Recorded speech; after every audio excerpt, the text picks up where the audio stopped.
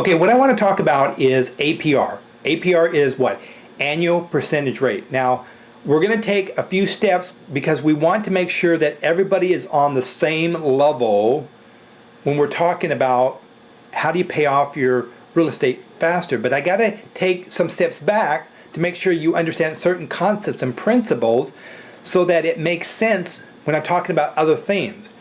What I want to talk about is APR, annual percentage rate. Now, when you had your real estate loan, or if you're going to be buying a real estate, okay, you're going to buy your first home, this is important for you to understand.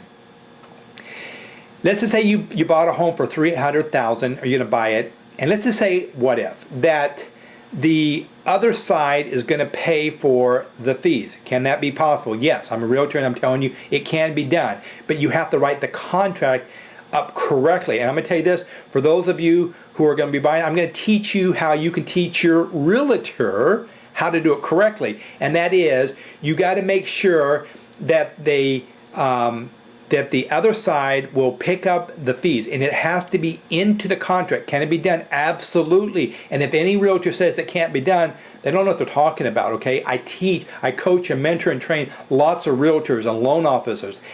But the bottom line is this: 99.9 of realtors out there, they just got a license. They don't know a whole lot, okay? But they do have a license. The problem is they don't have a lot of knowledge. You can actually negotiate with the other side when you're buying a home that the other parties picks up. And usually it's about 6% is the most that you can do on a consumer loan, by the way.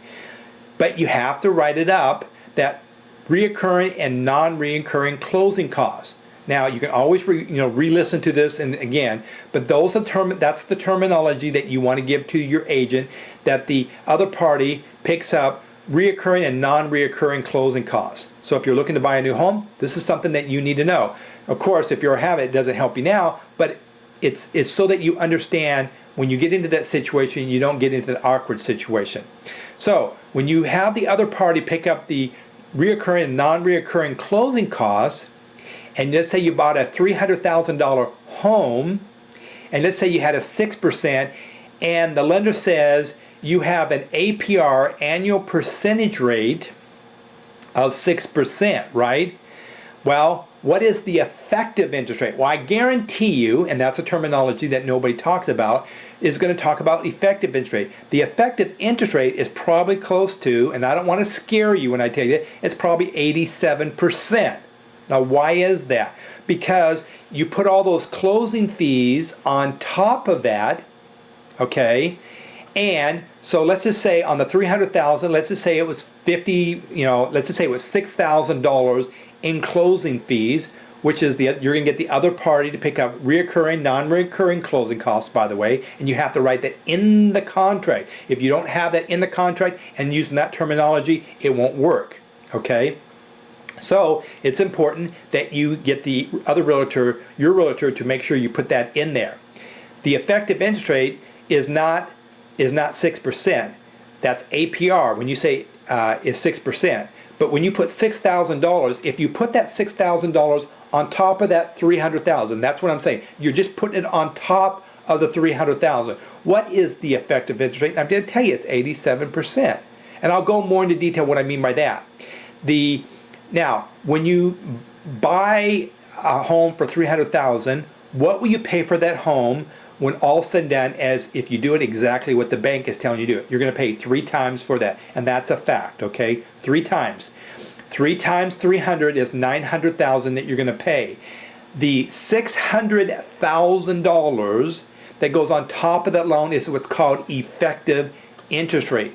Nobody talks about that. I talk about it. Again, I'm John Shepkoff, because I want you to understand that is the interest that the bank is going to make off of you.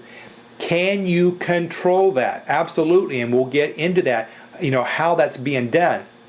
But that helps you to understand. So when you're buying a home, the APR, the annual percentage rate, is what the bank charges you. And so when you're comparing, who's charging you what for APR, so this person says, well, we're going to give you a APR of 6%, and this one's going to give you 6.25 APR, annual percentage rate, but the interest rate, now notice that now I'm saying something different here, is 5.875. Okay, so the interest rate is 5.875.